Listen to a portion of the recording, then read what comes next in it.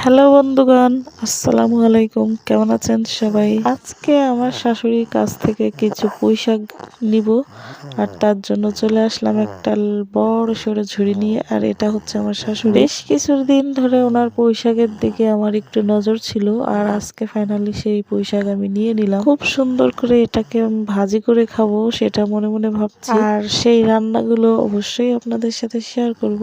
এটা দেখে আবার আপনারা কিছু মনে করবেন না, কারণ গাছটা কিন্তু একটু দূরেই আছে। আমি কি বলতে চাচ্ছি, অনেকেই সেটা মনে মনে ভেবেছে। আর হ্যাঁ, পুঁইশাক কিন্তু নিজেদের লাগানো পুঁইশাকে একটু স্বাদ বেশি হয় আমার কাছে মনে হয়। আর যেগুলো আমরা কিনে থাকি সেগুলো তো চাষের, ওগুলোতে সার দেয়া থাকে। আর বাড়িতে যেটা হয় ওটা একদম পিওর। আমার থেকেও মাস্টার্স পাস কিছু রাঁধুনি আপুরা আছে যারা মনে করতে পারেন যে পুঁইশাক ভাজির মধ্যে কেন আলু দেওয়া হচ্ছে। আসলে আলুটা দেয়া হচ্ছে আমার একটা ছোট টুয়েল ব্যাটারি আছে, যার কারণেই দেওয়া হয়। সে শাক খেতে পছন্দ করে, কিন্তু শাকের সাথে আলুটাও বেশি পছন্দ করে। আর তরকারির সাথে তার আলু থাকতেই হবে। আলুর দাম যদি 1000 টাকাও হয় তাও আমার কিনে খেতে হবে, কোনো উপায় নেই। বর্তমানে ফেসবুকে কাজ করতে করতে আমি অতিষ্ঠ হয়ে গেছি, যার কারণে আমার কাছে মনে হয় এখন আর ভালো কন্টেন্ট তৈরি করার কোনোই মানে হয় না। কারণ দিন শেষে আমার ভিডিওটা কেউ দেখলেও কমেন্ট করবে না, লাইক করবে না।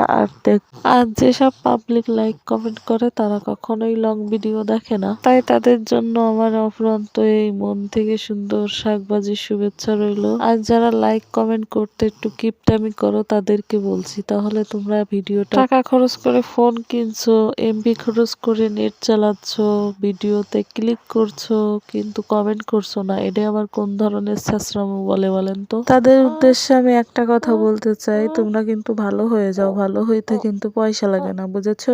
এইদিকে আমার শাকও সিদ্ধ হয়ে গেছে, আর এখন পেঁয়াজ আর রসুন কুচি একটু তেলে ভালো করে ফোড়ন দিয়ে নেব। বাদামি কালার হয়ে গেলেই শাকটা দিয়ে দিয়েছি, আর এটা আর 1 মিনিটের মতো একটু ভালো করে নেড়ে মিশিয়ে নেব, তারপরে হয়ে যাবে আমার শাক ভাজিটা। এই তো আমার শাক ভাজি কমপ্লিট। আর এটা গরম ভাতে খেতে অনেক মজা লাগে। আপনারা এইভাবে একবার ভাজি করে খেয়ে দেখেন, খুবই ভালো লাগে। তো আজকের ভিডিওটা এই পর্যন্তই। সবাই ভালো থাকবেন, সুস্থ থাকবেন। ভিডিওর মাঝে অনেক উল্টাপাল্টা কথা বলেছি, যদি কারোর খারাপ লেগে থাকে তাহলে ক্ষমার দৃষ্টিতে দেখবেন। আর ভালো থাকবেন, সুস্থ থাকবেন। দেখা হবে অন্য কোনো ভিডিওতে। আল্লাহ হাফেজ।